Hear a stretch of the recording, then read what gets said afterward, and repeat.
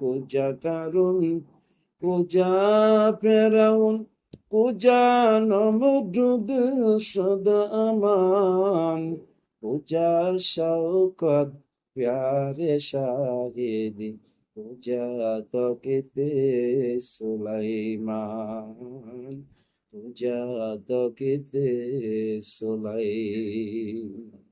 জাহাজে গাড়ি হাওয়ায় চলে, সবই কলেরই বিধান।